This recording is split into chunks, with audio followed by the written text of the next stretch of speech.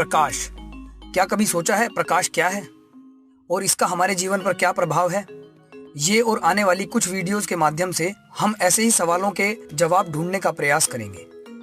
चलिए एक उदाहरण लेते हैं। हम संसार में उपलब्ध अनेक वस्तुएं देखते हैं और एक अंधेरे कमरे में हमें कुछ नहीं दिखाई देता। ऐसा क्यों होता है?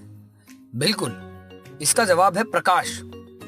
दिन के समय सूर्य से आने वाले प्रकाश को वस्तुएं परावर्तित करती हैं, जिसे अंग्रेजी में रिफ्लेक्शन कहते हैं। जब ये परावर्तित प्रकाश हमारी आंखों पर पड़ता है, तब हम ये वस्तुएं देख पाते हैं। दर्पण द्वारा प्रतिबिंब बनना, तारों का टिमटिमाना, चांद का रात में चमकना, बारिश के बाद इंद्रधनुष का दिखना, ये सब प्रकाश के कारण ही मुमकिन है।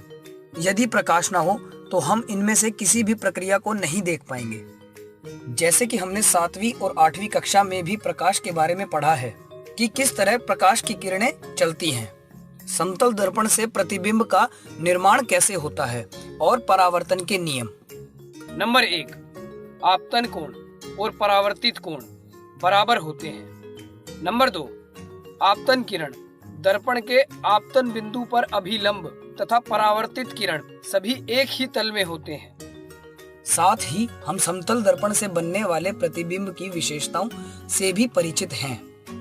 नंबर 1, समतल दर्पण द्वारा प्रतिबिंब हमेशा आभासी और सीधा होता है।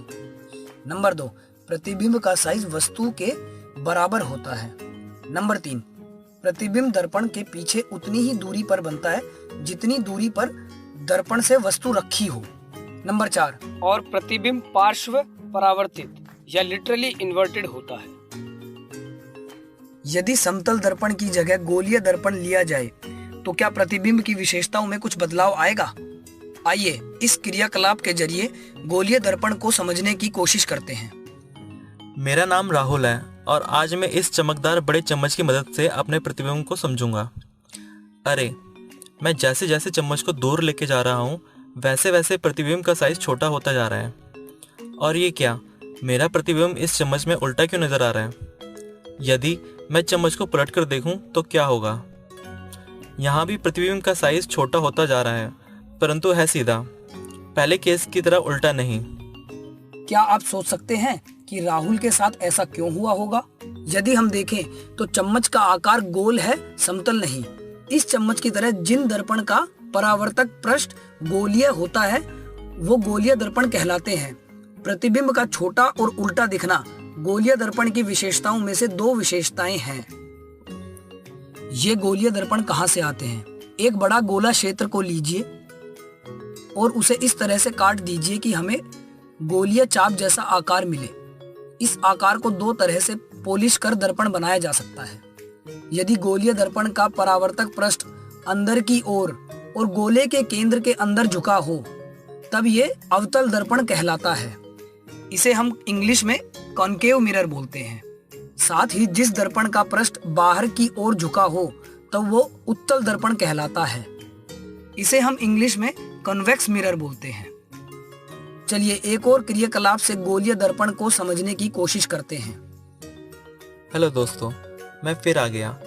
अब मैं आपको एक क्रियाकलाप करके दिखाऊंगा, जिसे करने के लिए मुझे एक अवतल दर्पण और एक कागज की आवश्यकता पड़ेगी।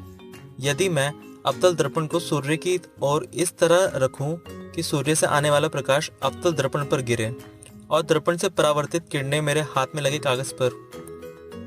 कागज को तब तक आगे और पीछे करते रहें जब तक कागज पर प्रकाश का तेज बिंदु प्राप्त ना हो जाए। कुछ समय तक कागज और दर्पण को इसी तरह रखने से कागज सुलगने लगेगा। कागज से धुआं निकलता नजर आएगा। ऐसा क्यों हुआ होगा? ऐसा इसलिए हुआ है कि सूर्य से आने वाले प्रकाश को अवतल दर्पण ने एक जगह केंद्रित किया, जिस बिंदु को विज्ञान की भाषा में अवतल दर्पण का मुख्य फोकस भी कहा जाता है।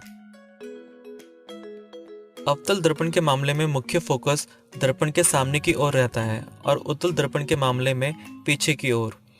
जैसा कि हम जानते हैं कि गोलीय दर्पण एक गोले क्षेत्र का भाग होता है, तो उस गोले के केंद्र को दर्पण का वक्रता केंद्र या सेंटर ऑफ कर्वेचर भी कहा जाता है। यदि सेंटर ऑफ कर्वेचर और फोकस से दर्पण तक एक रेखा खींची जाए तो वे दर्पण के केंद्र, जिसे ध्रुव या पोल भी कहा जाता है, से होते हुए गुजरेगी। इस रेखा को मुख्य अक्ष या प्रिंसिपल एक्सिस कहते हैं और वक्रता केंद्र से पोल तक की दूरी को वक्रता त्रिज्या या रेडियस ऑफ कर्वेचर कहते हैं। फोकस से पोल तक की दूरी को फोकस दूरी या फोकल लेंथ कहते हैं।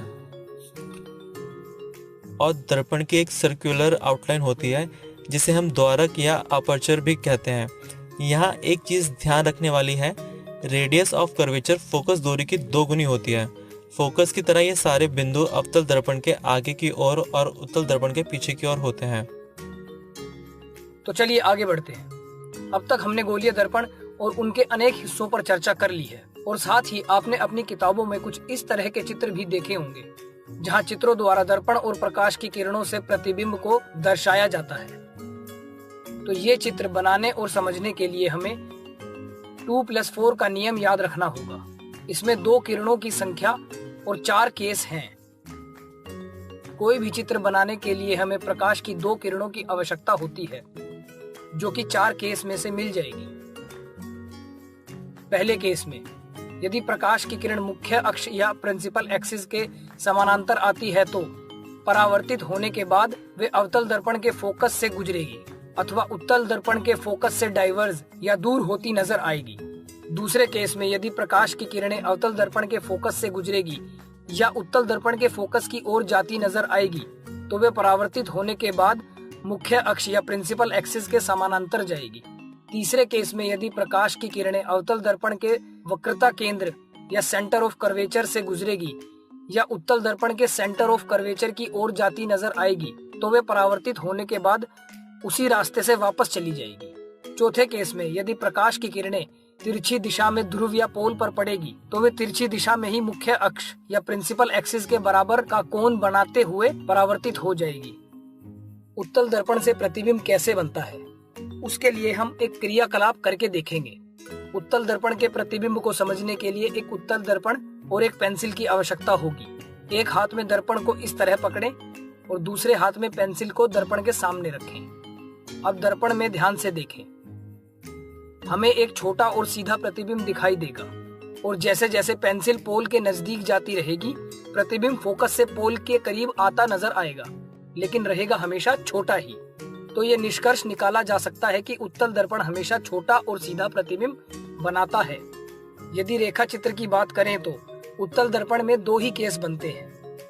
पहला, ऑब्जेक्ट की स्थिति अनंत पर। यदि ऑब्जेक्ट अनंत पर रखा हो तो रेखाएं प्रिंसिपल एक्सिस के समानांतर चलेंगी और दर्पण पर गिरकर डाइवर्ज हो जाएंगी और प्रतिबिंब दर्पण के पीछे बनता प्रतीत होगा, जिसका साइज बहुत छोटा होगा और प्रकृति में आभासी और सीधा होगा। दूसरे केस में ऑब्जेक्ट की स्थिति अनंत और ध्रुव या पोल के बीच में होगी। इस केस में भी प्रकाश की रेखाएं परावर्तित होने के बाद डाइवर्ज तो होंगी, लेकिन 2+4 के नियम से देखा जाए तो प्रतिबिंब दर्पण के पीछे ध्रुव और फोकस के बीच बनता प्रतीत होगा। यहाँ भी प्रतिबिंब साइज में छोटा और प्रकृति में आभासी और सीधा रहेगा। छोटा और सीधा प्रतिबिंब बनाने के कारण उत्तल दर्पण गाड़ियों के रेयर व्यू दर्पण के तौर पर उपयोग किए जाते हैं। तो इस वीडियो के माध्यम से हमने जाना कि परावर्तन क्या होता है और साथ ही गोलीय दर्पण किस प्रकार का परावर्तन करते हैं। साथ ही हमने उत्तल दर्पण द्वारा परावर्तन को देखा और सीखा। आने वाली वीडियो में हम अवतल दर्पण द्वारा परावर्तन को जानेंगे।